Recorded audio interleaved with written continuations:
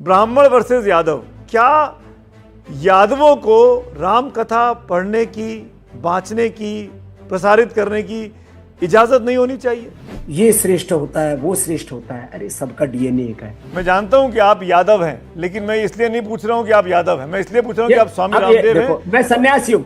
मैं हाथ जोड़ के सबसे कहना चाहता हूँ, आप शंकराचार्य हैं, महामंडलेश्वर हैं, कोई कथा करते हैं, मैं तो देख रहा था कई लोग बह के बातें कर रहे हैं। मैंने 4 वेद पढ़े हैं, जो 4 वेद पढ़े वो चतुर्वेदी है। मैं चतुर्वेदी हूँ। मैंने तीनों वेद मैंने 3 वेद अच्छे से पढ़े, तो मैं त्रिवेदी, द्विवेदी, वेदी, सुवेदी हूँ। मैं ब्राह्मण भी हूँ। अज्ञान से जो बचाए वो ब्राह्मण, अन्याय से जो बचाए वो क्षत्रिय, अभाव से जो बचाए वैश्य, और असुचिता से जो बचाए वो शूद्र। मैं ब्राह्मण, क्षत्रिय, वैश्य, शूद्र हूँ। एक होता जवान होना, एक होता जवान दिखना। अब मेरे बाल ना झड़े, मेरी आंखों पर चश्मा ना आए, मेरे चेहरे पर झुर्रियां ना पड़े, मेरे दांत ठीक रहे। ये जो सिंथेटिक दवाइयां हैं, ये जो सिंथेटिक न्यूट्रिशंस हैं, ये जब लंबे समय तक लिए जाते हैं तो पूरी हमारी जीवनीय ऊर्जा में एक विध्वंस पैदा कर देते हैं, एक डिजास्टर पैदा कर देते हैं। और उसका परिणाम ये होता है, किसी को ब्रेन स्ट्रोक हो जाता है, किसी को हार्ट अटैक हो जाता है, किसी को लिवर किडनी फेलियर हो जाते हैं। तो लॉन्गेविटी, इम्यूनिटी आपको अपने आप मिलेगी, और आप मेरी तरह से लगभग 60 के पहुंच करके भी 30 साल के रहोगे। हार्डवेयर ठीक है, सॉफ्टवेयर गड़बड़ था, सिम्टम्स ठीक थे, सिस्टम गड़बड़ था, ताना बाना है ना, वो मजबूत होना चाहिए। ये जो ऊपर का दिखावा है ना, एक होता दिखना, एक होता होना, इसमें फर्क होता है। धीरेन्द्र शास्त्री जी की बाबा बागेश्वर की कौन सी बात आपको बुरी लगी, वो आप स्पष्ट कर दीजिए। उनके किसी बयान मेरे दिल में कोई टीस नहीं है। आपने स्वामी अवधूतानंद को, शंकराचार्य जी को चुनौती दी शास्त्रार्थ की? ना, मैं किसी व्यक्ति को चुनौती नहीं दे रहा हूँ। मैं उन सब लोगों को चुनौती दे रहा हूँ जो सनातन के नाम पर भेद का बीज डाल। बाबा रामदेव इस वक्त हमारे साथ जुड़ रहे हैं। स्वामी जी नमस्कार, प्रणाम, स्वागत है आपको एनडीटीवी इंडिया पर। प्रणाम। बहुत बहुत प्रणाम सुमित जी। आपकी सेहत ठीक है? बहुत दिनों बाद आपसे मुलाकात हो रही है, बात हो रही है। तब भगवत कृपा है। स्वामी जी, जैसा आपने देखा पिछले दिनों में कुछ घटनाएं घटी हैं और मुझे लगता है कि इस बारे में आपसे बात करनी चाहिए, इसीलिए आपको हमने आज दरख्वास्त की और तंग कर रहे हैं। सबसे पहली चीज़ तो मैं आपसे जो जानना चाहूँगा, आजकल दवाइयों को लेकर बहुत कुछ कहा जा रहा है। खासकर अभी एक बॉलीवुड की जानी मानी अभिनेत्री का दुखद असामयिक निधन हुआ और कहा गया कि वो अपने आप को सुंदर रखने के लिए एंटी एजिंग ट्रीटमेंट ले रही थी, दवाइयाँ ले रही थी, इंजेक्शंस ले रही थी। इस बारे में आपकी राय क्या है? शेफाली जरीवाला जी के साथ जो हुआ, स्वामी रामदेव क्या कहना चाहेंगे? देखिए, चाहे शेफाली जरीवाला का प्रश्न हो या ब्रायन जॉनसन का प्रश्न हो, ऐसे कुछ मिडिल ईस्ट के शेख लोग हैं जो लॉन्गेविटी के लिए, इम्यूनिटी के लिए, एक होता जवान होना, एक होता जवान दिखना। अब मेरे बाल ना झड़े, मेरी आंखों पर चश्मा ना आए, मेरे चेहरे पर झुर्रियां ना पड़े, मेरे दांत ठीक रहे, और इंटरनल ऑर्गन्स के बारे में भी सोचते तो हैं, मेरा लंग, मेरा हार्ट, लीवर, किडनी, पेनक्रियास, हड्डियां सब अच्छे रहें। उसके लिए एक डिसिप्लिन भी तय करते हैं, लेकिन उसमें जो साधन अपनाते हैं वो सिंथेटिक दवा और सिंथेटिक न्यूट्रास्यूटिकल्स। हमारी बॉडी में सेल्स है ना, एक सेल मेमोरी होती है। 1,96,08,13,126 वर्षों पुराना इस सृष्टि का कालखंड है, उसकी सेल मेमोरी हमारे इन स्किन, ब्लड, बोन, ब्रेन के सेल्स में है। तो हमारे शरीर को अनुकूल पड़ती है प्रकृति, जड़ी बूटियां, जो भी मनुष्य का नैसर्गिक आहार। ये जो सिंथेटिक दवाइयां हैं, ये जो सिंथेटिक न्यूट्रिशंस हैं, ये जब लंबे समय तक लिए जाते हैं तो पूरी हमारी जीवनीय ऊर्जा में एक विध्वंस पैदा कर देते हैं, एक डिजास्टर पैदा कर देते हैं। और उसका परिणाम ये होता है, किसी को ब्रेन स्ट्रोक हो जाता है, किसी को हार्ट अटैक हो जाता है, किसी को लिवर किडनी फेलियर हो जाते हैं। और पूरे शरीर में, जिसको कहते हैं ना, भूकंप कहो, बाढ़ कहो, उपद्रव कहो, ये सब होने लगते हैं। तो मैं सबसे आह्वान करूंगा जी, आप स्वामी रामदेव को देख रहे हो, आप भी मुझे लगभग 25 सालों से जानते हो। भाई, स्वामी रामदेव आपके सामने है, कभी एक सिंथेटिक दवाई नहीं, कोई सिंथेटिक न्यूट्रास्यूटिकल नहीं, कोई किसी प्रकार का, बल्कि हम तो आहार बहुत सूक्ष्म लेते हैं। एक बार खाना खाते हैं, लगभग 20-25 सालों से तो फलाहार ही करते हैं।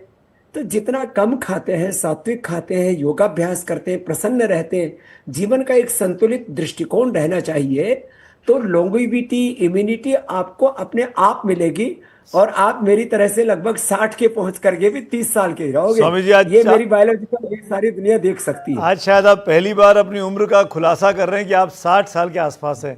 मैं सवाल ये पूछने ही वाला था कि शेफाली जरीवाला जी की उम्र तो 42 साल थी, सिद्धार्थ शुक्ला 40 साल का था, बॉडी बिल्डर था, शरीर सौष्ठव था, जिम करता था, फिट दिखता था। और शेफाली जी के बारे में भी ये कहा जा सकता है कि बिल्कुल फिट दिखती थी, उनको किसी तरह की कोई बीमारी कम से कम देखने पे पता नहीं चलती हार्डवेयर ठीक थे, सॉफ्टवेयर गड़बड़ था, सिम्टम्स ठीक थे, सिस्टम गड़बड़ था। तो ये हमारा स्ट्रक्चर, कैरेक्टर, हार्डवेयर, सॉफ्टवेयर, जो एक होता दिखना, एक होता होना। तो अंदर से हमारा जो ताना बाना है ना, वो मजबूत होना चाहिए। ये जो ऊपर का दिखावा है ना, एक होता दिखना, एक होता होना, इसमें फर्क होता है। बहुत तो बड़ी बात आप कह रहे हैं, दिखना और होना। मैं ये इसीलिए स्वामी जी आपसे पूछना चाहता हूं कि क्या कोई प्रकृति को हरा सकता है? क्योंकि एक चीज तो निश्चित है और वो है मृत्यु। जिस दिन आदमी जीवन जन्म लेता है उस दिन उसकी मौत तय हो जाती है, लेकिन उस मौत को डिफाई करने को लेकर आदमी पूरी जिंदगी प्रयास करता रहता है। और अंत में स्वामी जी, बस मैं कंप्लीट कर लूं, अंत में वो आप सुंदर बने रहने के लिए, जैसा आपने कहा, बूढ़ा ना दिखे, जवान दिखे, बाल सफेद ना हो, चश्मा ना लगे, ये तमाम तिकड़ा में करता रहता है। क्या आप प्रकृति से लड़ सकते हैं? तस्मात् अपरिहार्यार्थे नत्वं शोचितुमर्हसि। ये जो बचपन है वो जवानी में, जवानी बुढ़ापे में रूपांतरित होती है, लेकिन ये बुढ़ापा कम वक्त ऐसा है, ये आपको लेकर के ही जाता है। ये जीवन का जो परिवर्तनशील चक्र है ना, इसको आप स्लो डाउन कर सकते हैं, ये बात सही है। कर सकते। जैसे आप यदि जीवन में पूर्ण संतुष्ट रहते हैं, आपका खान पान पर, आहार विचार पर, फिजिकल बॉडी का जो स्ट्रक्चर होता है, structure, character, hardware, software, symptom, system, दिखना, होना, इसमें जब आपका आहार, जो कि जो फिजिकल स्ट्रक्चर उसका बेस है, रॉ मटेरियल है, विचार जो आपका इमोशनल, देखो फिजिकली बहुत से लोग दरिद्र होते हैं, mentally, emotionally, spiritually, socially, politically, फिर ये दरिद्रताओं की अलग अलग फिर जो है शाखाएं हैं। जैसे आजकल ये जो कोई किसी को छुट्टियां काटने में लगा है, कोई किसी को जलाने में लगा है, कोई किसी को मारने में लगा है, कोई किसी के साथ रेप करने में लगा है। अच्छा, चारों तरफ चर्चा हो रही है, ये खून खराबा क्यों हो रहा है, ये युद्ध क्यों हो रहे हैं, आदमी का इतना चारित्रिक वैचारिक पतन क्यों हो रहा है, ये लड़ाई झगड़ा क्यों हो रहा है, ये डिवोर्स क्यों हो रहा है, ये आदमी बेईमान क्यों हो रहा है, ये आदमी पेड़ों को क्यों काट रहा है, ये आदमी जो है प्रकृति के विरुद्ध क्यों चल रहा है, इस आदमी का हर विचार ठीक क्यों नहीं है। अरे सब बातों का मूल ये है कि आदमी, इंसान अपनी मूल प्रकृति, जो मूल स्वभाव है, हमारा जो मूल डीएनए है जी, उससे जुड़ा रहेगा तो ठीक रहेगा। और मनुष्य की सहज आयु भी, ये मैं बड़ी बात कह रहा हूं सुमित जी, जरा गौर से सुनिए, मनुष्य की सहज आयु 100 साल की नहीं है, मनुष्य की सहज आयु कम से कम 150-200 साल की है। अब उसमें हमने इतना बोझ लाद लिया अपने दिमाग पर, अपने दिल पर, अपने घुटनों पर, अपने लीवर पर। जो आदमी को 100 साल में खाना चाहिए वो 25 साल में खा पी के बराबर कर देता है। तो आपने अपने शरीर, कैसे इस बॉडी को हील करना, कैसे बॉडी को डील करना, आप एक कंप्यूटर में लेकर के आते हैं तो उसको ऑपरेट करना आता है आपको, अपने आप को कैसे ऑपरेट करना है, कैसे कोऑपरेट करना है, ये आता ही नहीं है। आदमी यदि ठीक ठाक चलता रहे तो ये बात सच है कि 100 साल तक बूढ़ा नहीं होगा। स्वामी जी, लेकिन पतंजलि की तरफ से तो कई दवाइयाँ भी आती हैं, आप कई तरह के उपचार भी बताते हैं, कई तरह के नेचुरल चीज़ें भी आपकी तरफ से आती हैं। लेकिन मैं ये जानना चाहूँगा, शेफाली जरीवाला वाले केस में कहा गया कि जिस दिन उनकी मृत्यु हुई उस दिन उनका व्रत था, उसके बावजूद उन्होंने एंटी एजिंग का इंजेक्शन लिया जिससे उनका बीपी लो हो गया और फिर वो रिकवर नहीं कर पाई। ये मीडिया रिपोर्ट्स हैं, ये अभी पोस्टमार्टम रिपोर्ट आई नहीं है, मैं साफ कर दूं। इसमें सच हो सकता है, सच हो सकता है। अच्छा, देखो मैं आपको बताता हूं, मैं आपके सामने बैठा हूं, लो चादर फेंक देता हूं थोड़ी देर के लिए। देखो, हमारे शरीर का भी एक एक हड्डी मांसपेशी आप गिन सकते हो जी।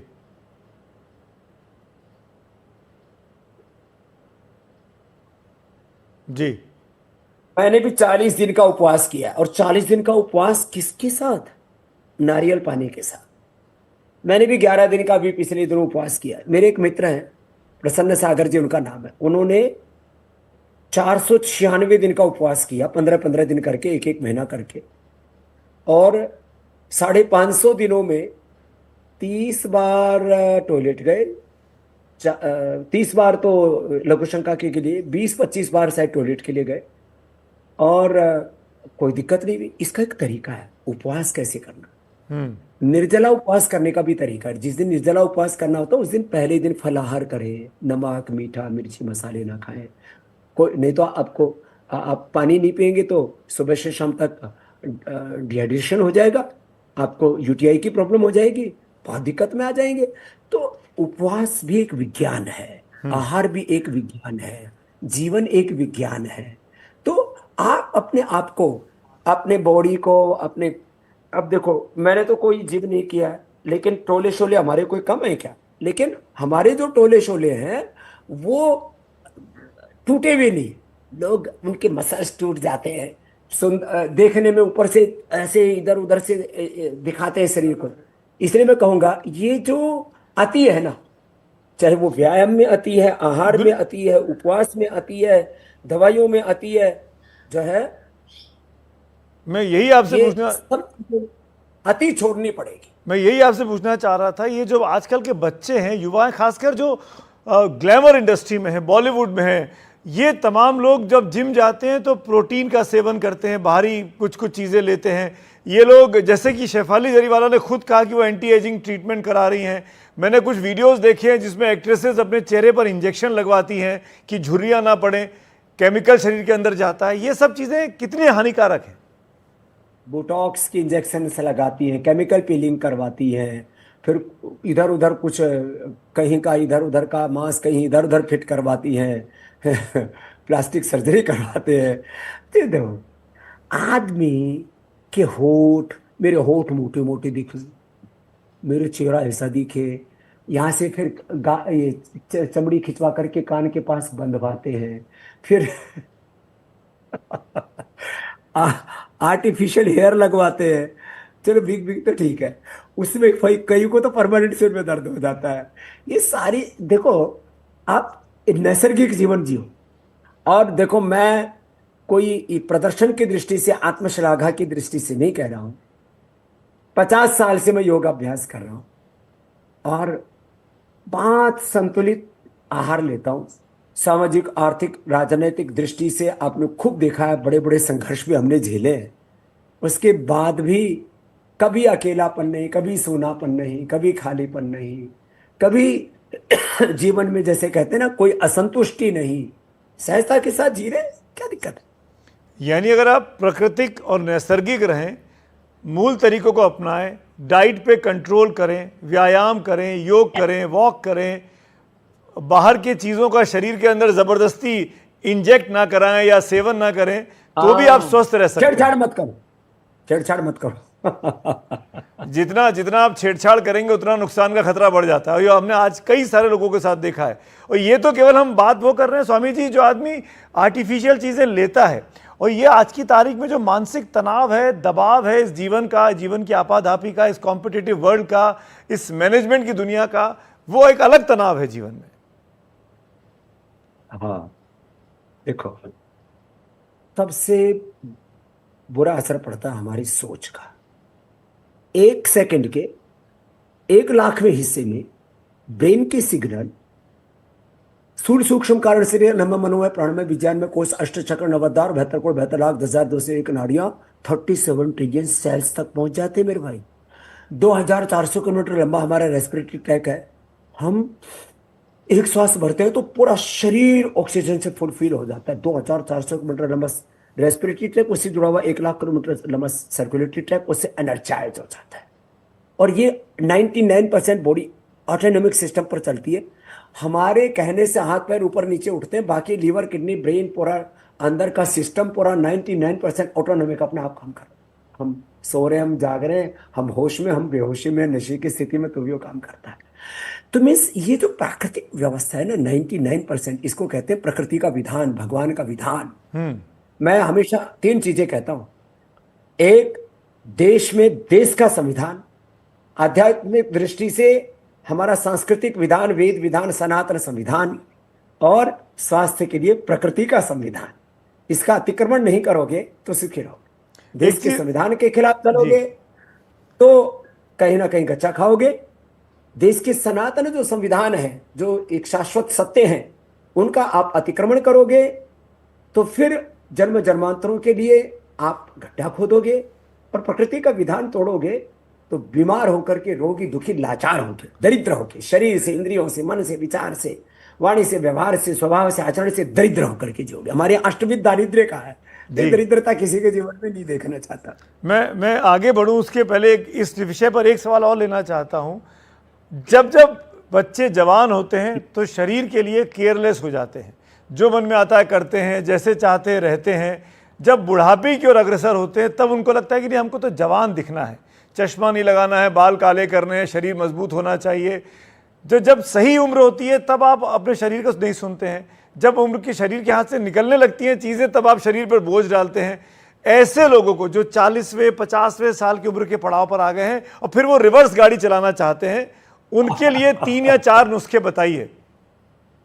एक, बच्चों को 3 से 5 साल तक चीनी, मैदा, सफेद चीनी, सफेद मैदा, सफेद आटा, सफेद चावल, सफेद तेल बच्चों को 5 जहर से बचाना चाहिए। अच्छा 3 से 5 साल तक बच्चों को चीनी, मैदा और ये तमाम तरह के junk food, fast food, chocolate, biscuit, ice cream, ये 5 साल तक के बच्चे को नहीं देने चाहिए। एक बात।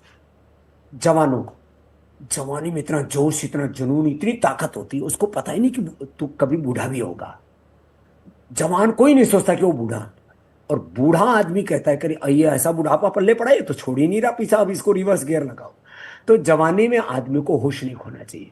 हम भी जवान होकर के ही आज 60 साल के हुए हैं, हमने भी जवानी देखी है, लेकिन हम अपने जवानी पर पानी नहीं फेरा, अर्थात जवानी में मनमानी नहीं की।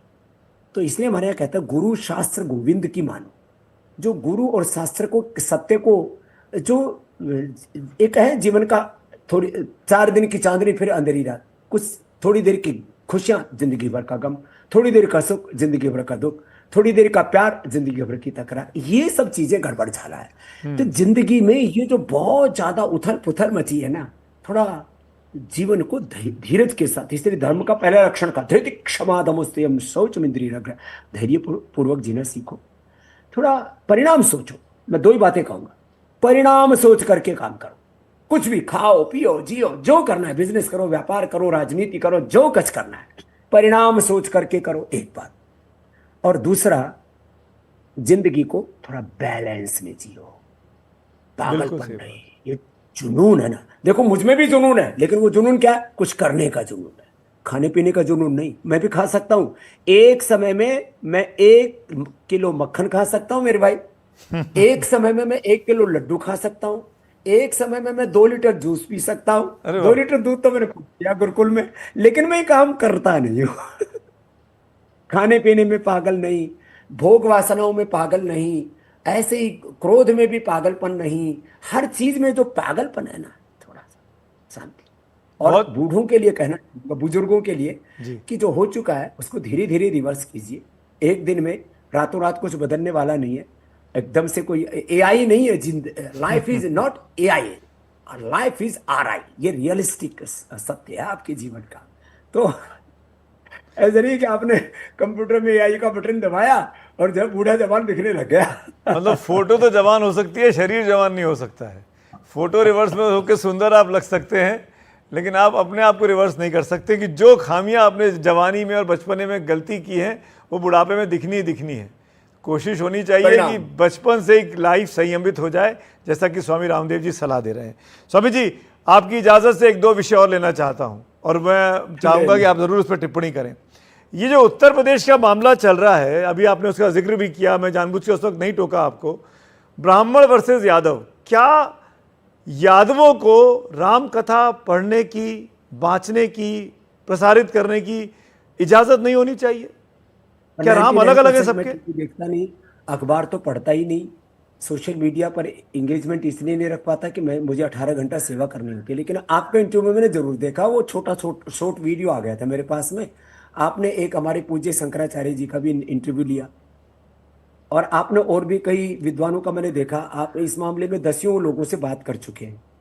मैं तो सीधा सा पूछता हूं, हम जिस युग में हैं, उस युग में ये मतलब जो है घोर पक्षपातपूर्ण बातें करना, अन्यायपूर्ण बातें करना, और ये श्रेष्ठ होता है, वो श्रेष्ठ होता है। अरे सबका डीएनए एक है।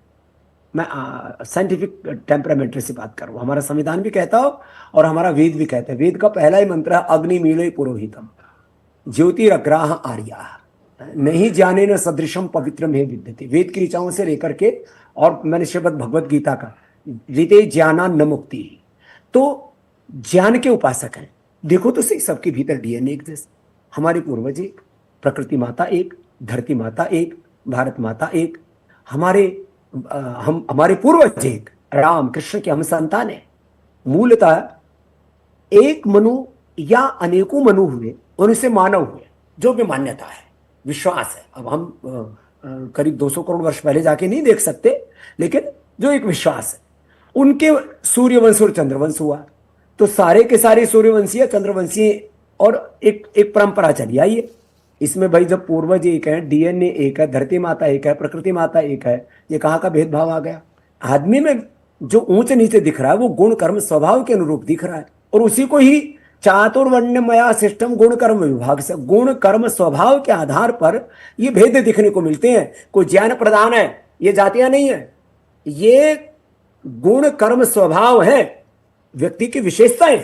पर स्वामी जो जी ज्ञान प्रधान जी, शौर्य प्रधान, प्रबंधन प्रधान, सेवा प्रधान। अच्छा, जो लोग ब्राह्मण से मुखमासित बाहुराजन्य कृतवरु तदस्य अद्वैश्य पदभ्याम शूद्र जायते कह करके कहते हैं कि ब्राह्मण यहां से हुआ, क्षत्रिय यहां से हुआ, वैश्य यहां से और शूद्र यहां से। देखो मेरी बात भाई, एक भगवान से हुए ना, तो भगवान में भेद क्यों करते हो?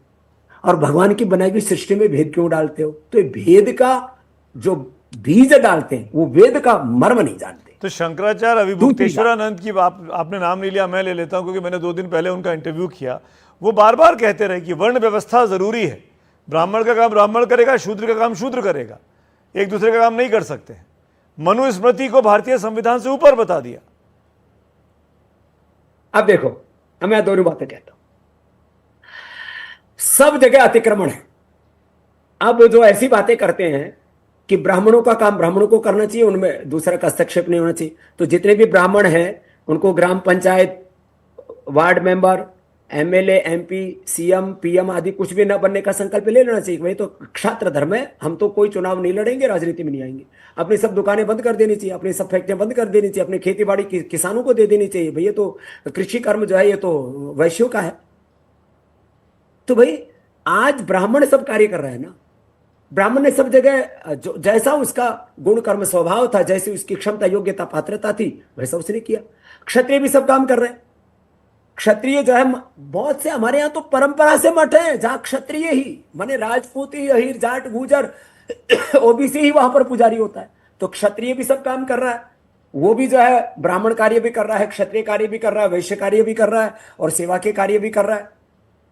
और जो है जो वैश्य वो भी सारे कार्य कर रहा है। हमारे बहुत से वैश्य हैं जो अलग अलग सेनाओं में पहले भी और अभी भी ब्रिगेडियर हैं, जनरल हैं, सेनाध्यक्ष भी बने। शूद्र का मतलब अछूत नहीं। सेवा की बात यदि कहे, मेरे से एक पूछा आप क्या हो, मैंने कहा मैं 4 in 1 हूं। ये कोई बात हुई? ये कोई एकाधिकार वाला जो प्रश्न है ना, तो ये संवैधानिक दृष्टि से उचित है, नहीं वैदिक दृष्टि से उचित है। और स्वामी जी, जब मैं आपसे ये सवाल कर रहा हूं तो मैं जानबूझ के सोच समझ के कर रहा हूं। मैं जानता हूं कि आप यादव हैं, लेकिन मैं इसलिए नहीं पूछ रहा हूं कि आप यादव हैं, मैं इसलिए पूछ रहा हूं कि आप स्वामी रामदेव हैं। मैं सन्यासी हूं। हाँ, आप सन्यासी हैं, क्योंकि मुझे कई लोगों ने कहा, आपका कल जो बयान आया आपने कहीं दिया कृष्ण जी को लेकर, यदुवंशियों को लेकर, तो मैंने कहा कि उसमें आपसे सवाल ही कर लेता हूं, क्या आप यादव होकर बयान दे रहे थे? क्या आप यादवों के साथ खड़े दिखाई? मैं सन्यासी हूं, और आज कोई ना कोई किसी वंश में पैदा हुआ। मैंने कहा सारे सूर्य चंद्र वंश में पैदा हुए हैं, या तो सूर्यवंशी है चंद्रवंशी है, इसमें क्या बात है? मैं सन्यासी हूं। मैं दूसरी बात में एक और कहता हूं, अध्यात्म की दृष्टि क्या है आप छोड़ो। मैं यदुवंशी हूं, भगवान कृष्ण, देखो इधर भी चित्र लगा मेरे पीछे। अब वो कोई कहे कि स्वामी रामदेव ने जानबूझ कर लगा रखा, कोई मथुरा से चित्रकार आए थे वो दे दिया, मैंने लगा दिया। मैं तो अपने भीतर ही राम कृष्ण हनुमान शिव को देखता हूं, ये मेरी वैदिक दृष्टि है। रामोहम कृष्णोहम शिवोहम आत्माहम शुद्धोहम, मैं सच्चिदानंद स्वरूप आत्मा हूं। हमारे यहां तो स्त्री पुरुष का भी भेद नहीं, तो वेद की दृष्टि क्या है? जितने भी साधु संत महात्मा हैं, एक मिनट जी। जितने भी साधु संत महात्मा हैं, मैं हाथ जोड़ के सबसे कहना चाहता हूं, आप शंकराचार्य हैं, महामंडलेश्वर हैं, कोई कथा करते हैं वहां मैं तो देख रहा था कई लोग बह के बातें कर रहे हैं। अरे हमारे वेद में तो कहा एकत्वम अनुपश्यत यस्तु सर्वाणि भूतानि, ईशोपनिषद और ऋग्वेद यजुर्वेद का 40वां अध्याय, यस्तु सर्वाणि भूतानि आत्मा एव अभूत विजानत तत्र को मोह कः शोक एकत्वम अनुपश्यत। सब में एक आत्मा, ओम सर्वम खलु इदम ब्रह्म यस्य ब्रह्ममयी दृष्टि, सब में एक ब्रह्म का वास है। वासुदेवा सर्वम, सिया राम में सब जग जाने, करो प्रणाम जोड़ी जुग पाने। ज्ञान योग, भक्ति योग, कर्म योग, गीता के 18 अध्याय, चारों वेद, उपनिषद, रामायण महाभारत भगवत गीता पुराण, सब शास्त्र एक ही करें, सब में एक ब्रह्म है। ये द्वैत कहां से आ गया? ये भेद कहां से आ गया? ऊंच नीच कहां से आ गया? सबको बनाने वाला एक ईश्वर, सबको चलाने वाला एक ईश्वर, सबको अंत में अपने भीतर समाने वाला ईश्वर। यतो आयमाने भूतानि जायन्ते येन जातानि जीवन्ति यत् प्रयन्ति अभिसं विशन्ति तत् विजिज्ञासस्व तत् ब्रह्म। अब क्या आप मुझे क्या मानते? मैंने 4 वेद पढ़े, सुनो अब बात मेरी सुनो। मैंने 4 वेद पढ़े, जो 4 वेद पढ़े वो चतुर्वेदी है, मैं चतुर्वेदी हूं। मैंने तीनों वेद मैंने 3 वेद अच्छे से पढ़े तो मैं त्रिवेदी, द्वेदी, वेदी, सुवेदी हूं। मैं रोज अग्निहोत्र करता हूं, मैं अग्निहोत्री हूं। मैं गो सेवक करता हूं इसलिए गोपालक हूं। मुझे खेती भी आती है इसलिए मैं कृषक हूं। मैं योग कराता हूं इसलिए मैं योगी भी हूं। मैं करोड़ों लोगों को रोजगार देता हूं इसलिए मैं उद्यमी हूं, कर्मयोगी हूं। और उससे मुझे अर्थ जो मिलता है उससे मैं परमार्थ करता हूं। इसलिए मैं स्वार्थ में नहीं जीता, मैं व्यापार नहीं करता, मैं उपचार उपकार करता हूं। मैं ब्राह्मण भी हूं, अज्ञान से जो बचाए वो ब्राह्मण, अन्याय से जो बचाए वो क्षत्रिय, अभाव से जो बचाए वैश्य, और असुचिता से जो बचाए वो शूद्र। मैं ब्राह्मण, क्षत्रिय, वैश्य, शूद्र हूं। अब मैं क्या हूं? मैं सब हूं और सब में मैं हूं। मैं सबका हूं, सब मेरे हैं। ये है वैदिक दृष्टि, यह है सनातन दृष्टि। सनातन के नाम पर जो लोग बखेड़ा कर रहे हैं, मैं हाथ जोड़ के उनसे प्रार्थना करता हूं, या तो जरा शास्त्र पढ़ लो, शास्त्र समझ लो। मैंने कृषक परिवार में जी, और आप जिस वंश की बात कर रहे हो, मैंने भगवान के वंश में भी पैदा होकर के मैंने वेद पढ़े, मैंने शास्त्र पढ़े और मैंने सनातन को जिया है। एक बात लास्ट, सुमित जी, ये जो तमाम तरह के लोग ऊंची नीची बातें कर रहे हैं ना, मैं किसी का को भी हर्ट नहीं करना चाहता। मैं सबसे एक बात करना चाहता हूं, सनातन जीने का तत्व है, जियो। सनातन धर्म का आचरण करो। एक भी ब्राह्मण बीड़ी, सिगरेट, शराब, मांसाहार, दुराचार, व्यभिचार ना करे, ये ब्राह्मण धर्म है। यदि कोई अपने आपको कहता मैं तो ब्राह्मण हूं। एक भी क्षत्रिय किसी को सताए नहीं, एक भी वैश्य किसी का हक न मारे, बेईमानी ना करे, और एक भी जिनको शूद्र वर्ग कहा जाता है वो शुचिता से जिए, उसके जीवन में कोई अशुचिता ना हो। किसकी बात कर रहे हो आप? आचरण की बात करो। धारणात धर्म उसको कहते हैं जो धारण किया जाए। अब इसके नाम पर कुछ लोग इधर उधर, मैं भी आपने जो बातें की स्वामी जी, वो हमारा धर्म संश्रुतेन गमे मही। श्रुति क्या है? सब नर करें परस्पर प्रीति, चले स्वधर्म, निरत श्रुति नीति। यह है श्रुति। आपने बिल्कुल ठीक बातें की हैं, लेकिन जिनको बुरी लगनी थी वो बुरी लग चुकी होंगी। ये क्लिप भी घूमेंगी, ये इसकी भी वायरल रील बनेंगी और वो स्वामी शंकराचार्य जी तक भी पहुंचेंगी। जिनको जो कहना है कहते रहेंगे, मुझे उसकी चिंता नहीं है। मुझे उसकी चिंता नहीं है। मुझे कमेंट्री में देने पड़े, नहीं, जो है ना, स्वामी जी सुनिए, स्वामी जी हाथ जोड़ के दरखास्त कर रहा हूँ, कतई इरादा नहीं है कि आपस में बंटवारा हो। हम सब जब साथ मिलकर रहेंगे तभी तो 2047 का सपना पूरा होगा, विकसित भारत का जो हम लोग सपना देख रहे हैं। जब लड़ते रहेंगे आपस में तो क्या होगा? मैं कह रहा हूं, मैं ये जानना चाह रहा हूं, आपने तमाम शंकराचार्यों, महामंडलेश्वरों से अपील कर ली, एक अपील और कर दीजिए कि जिन गांव में जाके उन कथावाचकों के साथ जाती हुई प्रताड़ना हुई, उनके बाल काटे गए, उनकी नाक रगड़ाई गई, उनसे पूछा गया, उन लोगों से भी अपील कर दीजिए जिन लोगों ने कानून अपने हाथ में लिया। ये आपस में ना, ये प्रतिशोध नहीं, वैरेण वैराणी प्रशम्यन्ति कदाचन, ये हमारे शास्त्र का वचन कह रहा हूं। हमने भी सामाजिक, आर्थिक, राजनीतिक बहुत संघर्ष किए, लेकिन किसी को बदले की भावना से हमने प्रताड़ना नहीं की। तो अब ठीक है, भगवान के कर्मफल, न्याय व्यवस्था पर, देश की कानून व्यवस्था पर, देश के संविधान पर हमको विश्वास है। आपस में ये मनमुटाव, आपस में एक दूसरे के प्रति गाली गलौज, बहिष्कार, अरे बहिष्कार करो ना, बुराइयों को करो ना, बीड़ी सिगरेट का करो, शराब का करो, बैर का करो, भेदभाव का करो, विदेशी कंपनियों का करो, जो देश को लूट रही है उनका करो।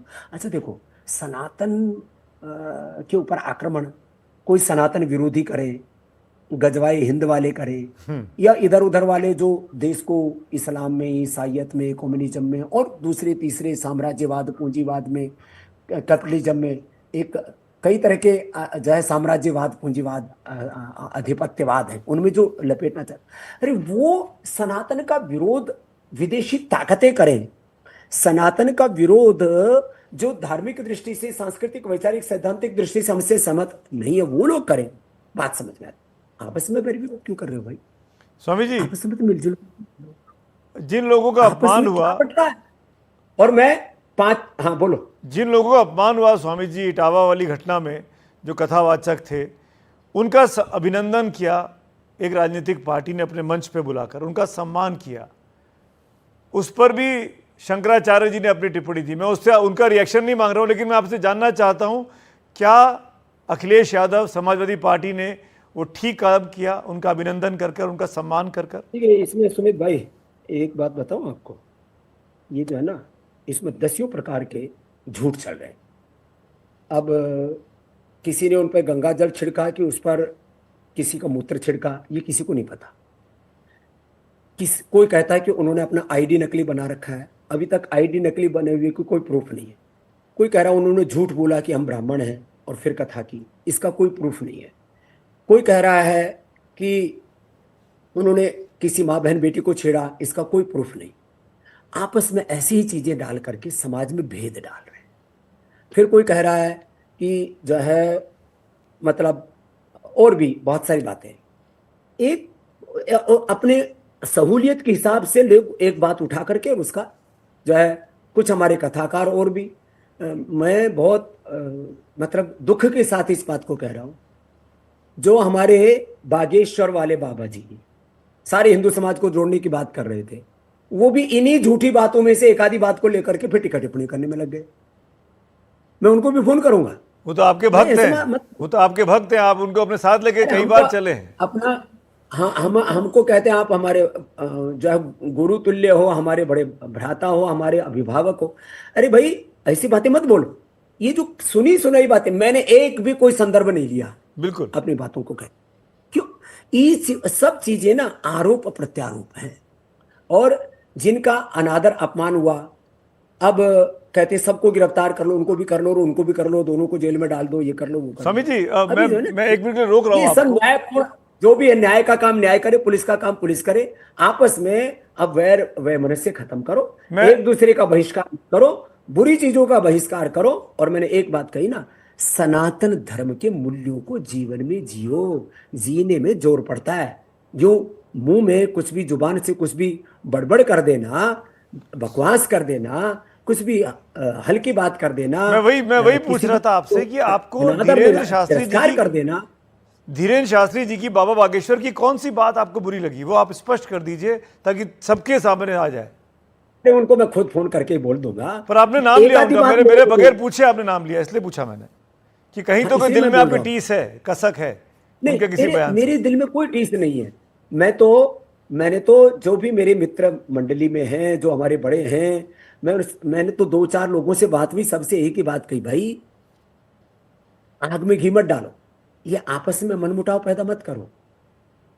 हम सब मिलजुल करके रहते आए हैं, और कम से कम ये ऋषि ऋषिकाओं के वंशधरों को, इस भारत भूमि को अपनी मातृभूमि मानने वालों को, जब मातृभूमि एक ही हो गई हमारी, भारत वंदे मातरम, भारत माता की जब वंदे मातरम कहने वाले, एक ही माँ की औलादे हम।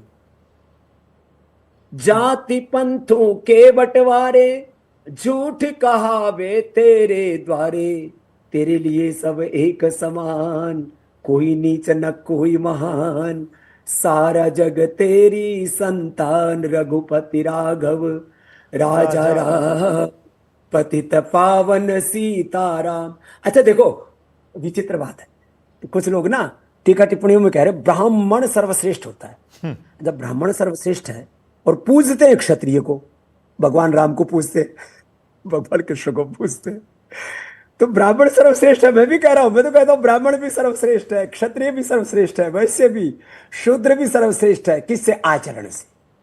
लो, बिल्कुल ठीक। ये बात मतलब ये दम्भ है ना, ये दम्भ जो है ये इससे कोई श्रेष्ठ नहीं हो जाता। आचरण से श्रेष्ठ बनो भाई।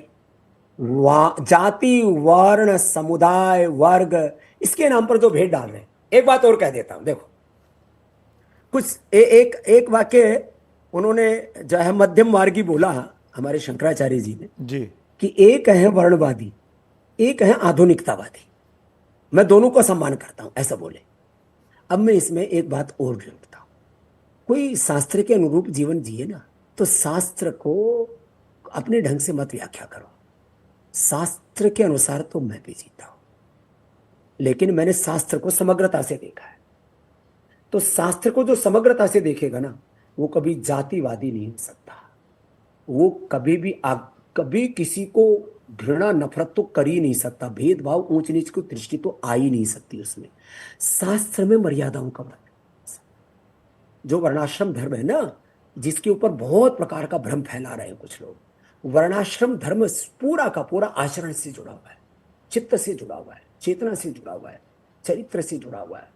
वो हमारे जो है दैवी संपद, श्रीमद् भगवद गीता में कहा दैवी संपद वाले बनो। अभयम सत्व संसुद्धि ज्ञान योग व्यवस्थिति दानम दमस्य यज्ञस्य स्वाध्याय तप आर्जवम अहिंसा सत्यम क्रोध त्याग शांति अपैशुनम दया भूतेश लोलुप्तम मार्दो म्रीर चापलम तेज क्षमा धृत शोचम अद्रोह नातिमानिता भवंती संपदम दैवीम अभिजातस्य भारत। ये दैवी संपद का जो आचरण करता है ना, वो है सनातनी। और जो इसका आचरण नहीं करता, जो बातों में भी गुस्सा करता है, जो दूसरों को नीचा बताता है, अपने को श्रेष्ठ बताता है, तो दूसरों को निकृष्ट बोल रहा है, वो सनातनी नहीं हो सकता शास्त्र की दृष्टि से। क्या और मैं सारे प्रमाण के साथ बोले, मैं सबके साथ शास्त्रार्थ करने के लिए तैयार हूं। जो अपने आप को सनातनी कह करके भेदभाव ऊंच नीच की जो बातें कर रहे हैं, किसी को ऊंचा किसी को नीचा बता रहे हैं, आपने स्वामी अभिमुक्तेश्वरानंद को, शंकराचार्य जी को चुनौती दी शास्त्रार्थ की? ना, मैं किसी व्यक्ति को चुनौती नहीं दे रहा हूं। मैं उन सब लोगों को चुनौती दे रहा हूं जो सनातन के नाम पर भेद का बीज डाल रहे हैं। वेद के नाम पर भेद मत करो। वेद कहता मित्र से चक्षुषा सर्वाणि भूतानि समीक्षन्ताम, तो क्या संगच्छध्वम संवदध्वम, ये वेद मंत्र बोल रहा हूं मैं। संगच्छध्वम संवदध्वम समो मनांसि जानताम देवा भागम यथा पूर्वे संजानाना उपासते समानो मनः। सबका एक जैसा मन हो, समानी व आकुति समाना हृदयानि व समान वसुओ मन यथा वसु सात्सति समानम मनः सचित्तमे समान मंत्रम अभिमंत्रे व समानेन वह विशाचो। ये भेद कहां से आ गया? यही तो मेरे मन में प्रश्न उठता है बार बार। अपनोति नानाय वह पश्यति एको वशी सर्वभूतंतरात्मा। ये उपनिषद कह रहा हूं। वेद दर्शन उपनिषद रामायण महाभारत भगवत गीता ब्राह्मण ग्रंथ और सारे स्रोत स्मार्थ सब मैं आपको प्रमाण दे सकता हूं। मैं पढ़ा लिखा सन्यासी हूं, सुल्फा पीने वाला गांजा पीने वाला भगड़ी नशेड़ी सन्यासी नहीं हूं, भेदभाव करने वाला जातिवादी सन्यासी नहीं हूं। मैं इसीलिए बोल रहा हूं, आप समानता की बात कर रहे हो, विधान और संविधान, समान वाला विधान संविधान। इस संविधान से बड़ा मनुस्मृति को बता दिया जाता है, संविधान से बड़ा किसी और कोई अपनी किताब को बता देता है। तो क्या चलेगा देश में? संविधान चलेगा, मनुस्मृति चलेगी? देखो, लोकतंत्र चलेगा संविधान से, हमारा आंतरिक जीवन की जो शुचिता है वो चलेगी। सांस्कृतिक संवैधानिक जो हमारा विधान है ना, वो हमारा सनातन विधान कहो, वेद विधान कहो। अब इसमें शास्त्र, अब इसमें भी देखो दो पक्ष है। एक तो शुद्ध रूप से मैं आपको बता रहा हूं, विशुद्ध रूप से। मैंने महर्षि दयानंद को भी पढ़ा है, स्वामी विवेकानंद जी को पढ़ा है, आदि शंकराचार्य जी को भी पढ़ा है, गुरु रामानंदाचार्य को, रामानुजाचार्य को और मध्वाचार्य जी को। आचार्यों में थोड़ा थोड़ा एक वैचारिक लोकतंत्र है, लेकिन सिद्धांत सनातन शाश्वत सत्य में कोई नहीं। तो बात क्या आई? वैचारिक लोकतंत्र तो रहना चाहिए। वैचारिक लोकतंत्र जी, वैचारिक लोकतंत्र वो मैं जिसको बात कर रहा हूं बड़ा शब्द है, लेकिन मैंने कहा आंतरिक जीवन चलेगा वेद के विधान से, सनातन विधान से, सनातन संविधान से, और स्वास्थ्य चलेगा प्राकृतिक संविधान से। तो इनको आप ना ऊंचा नीचा इसमें भी मत करो। मैं आपसे भी कहूंगा दोनों को मानो भाई, सुमित भाई, सबको ना, इनको भी आप ऊंचा नीचा मत बोलिए, है ना। ये भी समान रूप से सबको गौरव दीजिए। तो आप जो बात कह रहे हैं उसी बात को आगे आस्था को क्यों ना गौरव दे? तो मैं जितना अपने वेद को गौरव देता हूं, जितना मैं आचरण की शुचिता को गौरव देता हूं, उतना ही संविधान को भी गौरव देता हूं, क्योंकि संविधान भी मुझे यही सिखाता है। ठीक, उसी संविधान को लेकर भी एक विवाद शुरू हुआ है। मैं अगले टॉपिक पे आ रहा हूं। संविधान में सेक्युलर शब्द क्यों जोड़ा गया इंदिरा गांधी के ज़माने में, उसको हटाने की ज़रूरत है। आरएसएस की तरफ से बयान आया, बीजेपी के और बड़े नेता बोल रहे हैं, सरकार से जुड़े बड़े बड़े बड़े पद पर बैठे हुए लोग बोल रहे हैं। आपकी क्या राय है? देखिए, यदि कोई पंथ निरपेक्ष शब्द, दरअसल पंथ निरपेक्ष शब्द होना चाहिए। धर्मनिरपेक्ष शब्द ना, ये मूर्खतापूर्ण शब्द है। ये धर्मनिरपेक्ष एक अर्थविहीन या तत्वविहीन, सत्यविहीन शब्द है। पंथ निरपेक्ष, अब पंथ निरपेक्षता का के लिए अंग्रेजी में कोई शब्द नहीं है, तो आप उसको एज इट इज रख लीजिए। तो पंथ निरपेक्षता, धर्मनिरपेक्षता, धर्म तो है जो धारण किया जाए, धर्म डूज एंड डोंट्स से दो ही तो है लाइफ में, तो डोंट्स अधर्म है। तो पंथ निरपेक्ष शब्द जो है ये उचित है, शास्त्र की दृष्टि से, सनातन की दृष्टि से, राष्ट्रीय एकता अखंडता संप्रदाय की दृष्टि से, और भारत की जो प्रकृति है उसकी दृष्टि से। जितना तो संविधान मैं समझता हूं और मैंने पढ़ा है स्वामी जी, वो संविधान तो पूर्णतः सेक्युलर है। अगर आप उसको पंथ निरपेक्ष कह लीजिए, धर्म निरपेक्ष कह लीजिए, देखो उसमें वो शब्द जोड़ने की आवश्यकता थी। अंग्रेजी में शब्दों का टोटा है सुमित भाई। आपको तो मैंने जो है, मैंने आपके 4-5 साल पहले आपके ट्वीट्स देखे हैं, रोज एक शब्द लिखते थे आप। आज भी लिखता हूं। शब्दों के टोटे वाली भाषा को मत प्रयोग कीजिए। मैं वही कह रहा हूं। मैं इस सवाल के मूल में जा रहा हूं स्वामी जी। स्वामी जी, मैं इस सवाल के मूल में जा रहा हूं। इस सवाल के मूल में जा रहा हूं कि सुनिए ना, पूरी की पूरी संविधान जो है हमारा, वो तो सभी को ध्यान में रखकर बनाया गया। इतने लंबे विमर्श के बाद बना, तो उसमें उस शब्द को प्रियम्बल में जोड़ने की जरूरत थी क्या? परम अवाप्स्य था, सर्वभूत हिते रता, सर्वे भवन्तु सुखिनः, यो मां पश्यति सर्वत्र सर्वं च मयि पश्यति, तस्याहम न प्रणश्यामि सच में न प्रणश्यति। मैंने आपको सारे उदाहरण दे दिए। वेद भी समानता की बात करता है, संविधान भी समानता की बात करता है। संविधान की मूल आत्मा है समानता, एकता और सबको अवसर। इसके आधार पर किसी के साथ भी सामाजिक, आर्थिक, राजनीतिक रूप से कोई भेदभाव नहीं, अन्याय नहीं, किसी का शोषण नहीं, सबको पूर्ण स्वाधीनता। और पूर्ण स्वाधीनता की बात कर रहा है हमारा शास्त्र, पूर्ण स्वाधीनता की बात। वहां पर कोई किसी भी प्रकार की कोई गुलामी नहीं, न वैचारिक गुलामी, न भावनात्मक गुलामी, न आर्थिक गुलामी, न सामाजिक, न राजनीतिक गुलामी। ईशोत्तोर्जेत्वा वायुस्थदेव, पूरा मंत्र है, मां भस्ते न ईशत। हाँ, सब प्रकार। मैं तो आपको एक एक वाक्य आप बोलते जाओ, मैं उसका वेद दर्शन उपनिषदों को उदाहरण दे दूंगा आपको। बिल्कुल नहीं, मैं आपसे शास्त्रार्थ कर ही नहीं सकता हूं। सामाजिक न्याय की आप बात जिस लेवल पे हैं, मैं उस लेवल के 1% पर भी नहीं हूं। आप वेद पुराण उपनिषद पढ़े हुए व्यक्ति, हम लोग नहीं पढ़े हैं, मैं ईमानदारी से कह रहा हूं। लेकिन मैं तब भी एक चीज़ जानना चाहता हूं, क्योंकि हमको बहुत लोग देखते हैं, फॉलो करते हैं, आपके बड़े बड़े अनुयायी हैं, प्रशंसक हैं, आलोचक भी होंगे दुनिया में। लेकिन मैं ये जानना चाहता हूं, ये जो वक्फ का कानून लेकर आई है सरकार, वक्फ कानून में संशोधन कर दिया गया है और कहा जा रहा है कि वक्फ की ज़मीनों का बेजा इस्तेमाल हो रहा था, उस संपत्तियों को लाने के लिए कानून ज़रूरी है। अब मामला सुप्रीम कोर्ट में चला गया है, आप क्या कहेंगे? वहां भी एकाधिकार वाली बात है, वो भी एकाधिकार वाली बात है। ये जो एकाधिकारवाद है ना, ये ठीक नहीं। एकाधिकारवाद ये अहंकार का पोषक है, और अहंकार से, शोषण से यही फिर अन्याय, सामाजिक, आर्थिक, राजनीतिक। एकाधिकार कौन किया, किसने किया वक्फ वाले मामले में? सरकार ने। वक्त वाले नहीं, इसमें क्या है, कुछ ताकतवर लोग हैं ना इस्लाम में, वो चाहते हैं कि उनकी सत्ता को कोई चुनौती ना दे, उनकी सत्ता बरकरार। तो ये एकाधिकारवाद जो मुस्लिम वर्ग में, देखो, अब फिर आप ज्यादा गहरी बात करोगे, फिर मुझे किसी विवाद में और फंसाओगे। आप विवादों से कहां डरते हैं? एकाधिकारवाद ये मुसलमानों में भी है। वहां पर भी कुछ चंद लोग हैं जो अपने कहते हैं कि हम बड़े कुल वाले हैं, हम शाही हैं, शाही इमाम। अच्छा, इमामों में भी शाही इमाम, और बेचारा साधारण इमाम। ला भाई, ये मुल्ला मौलवियों में भी, हमारे पादरियों में भी एक, ओहो, इनका सबका ना ये पोप का भी चुनाव ना, ये डेमोक्रेसी से होना चाहिए। ये अलग अलग जितने भी हिंदुओं में, सनातनियों में, मुसलमानों में, ईसाइयों में, सब में ये तो कहते ना कि हम इस देश के सबसे बड़े धर्मगुरु हैं, तो वोटिंग करवा लो चलो। नहीं नहीं नहीं, पर कई जगह पे तो होता ही नहीं है, राजनीतिक पार्टियों में नहीं होता है, एक को नॉमिनेट कर दिया जाता है, संघ ये में नहीं होता वोटिंग है, को भी शंकराचार्यों में नहीं वोटिंग भी होता कई है। बार उल्टी पुल्टी हो जाती है। फिर उसमें लोग ईवीएम का, पर्ची का सवाल उठाने लगते हैं, कहते हैं ये पढ़ा लिखा है, ये कम पढ़ा लिखा है, उनको खरीद लिया, उनको बेच लिया, सब जगह घपलेबाजी है। लेकिन एक बात है, देखो एक चीज तो है ना, आचरण की शुचिता, जीवन की श्रेष्ठता, पवित्रता तो किसी से कोई छुपती नहीं है ना।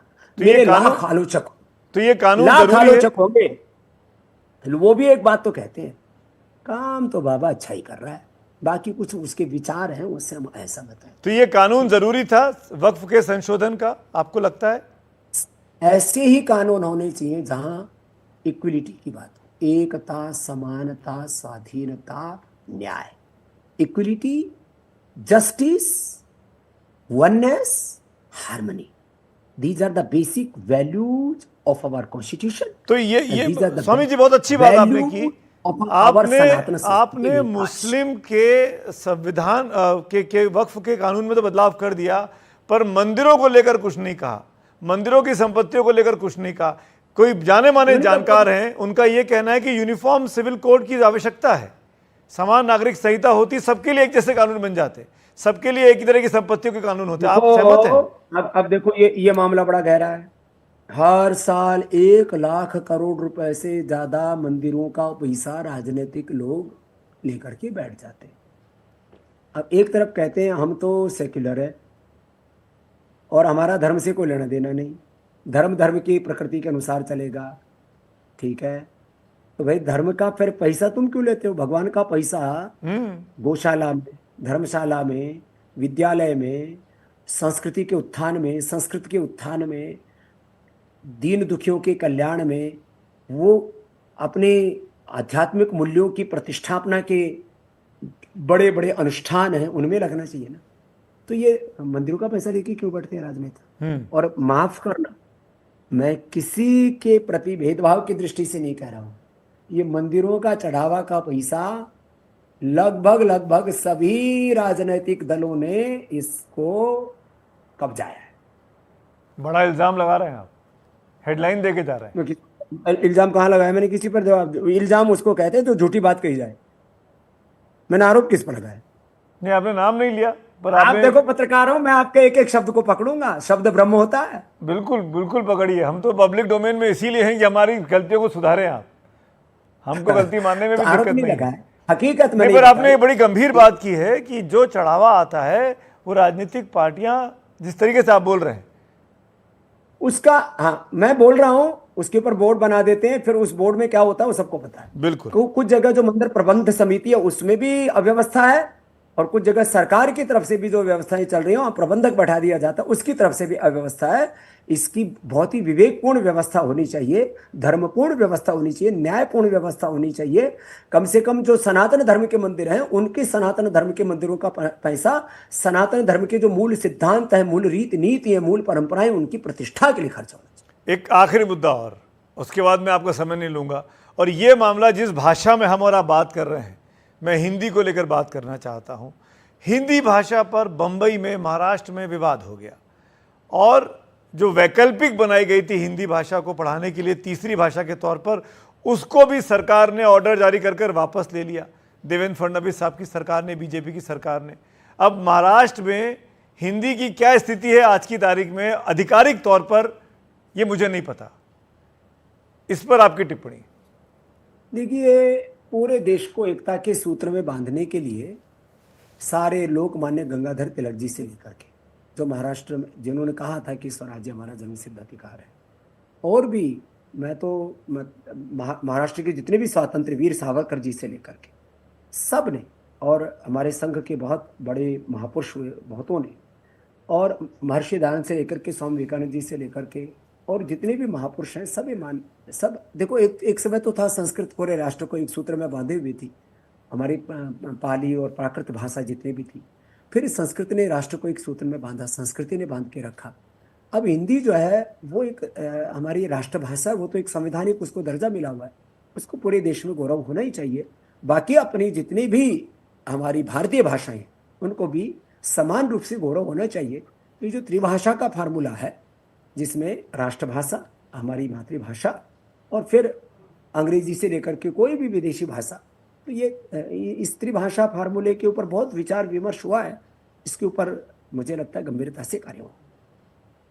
तो त्रिभाषा फॉर्मूला देश के लिए, जनता को जोड़े रखने के लिए, विकास के लिए, अंतर्राष्ट्रीय स्तर पर पहचान बनाने के लिए एक मुद्दे और महत्वपूर्ण बहुत चीज है ना, सामाजिक आर्थिक राजनीतिक मुद्दे हैं, हेल्थ के, एजुकेशन के, और भी राष्ट्र की प्रगति के इतने मुद्दे हैं। बस लास्ट आपका तो लास्ट हो गया, मेरी भी एक लास्ट सुनो जी। देश को आने वाले 5 वर्षों तक ना कम से कम 5 बातों पर सर्वाधिक ध्यान देना चाहिए।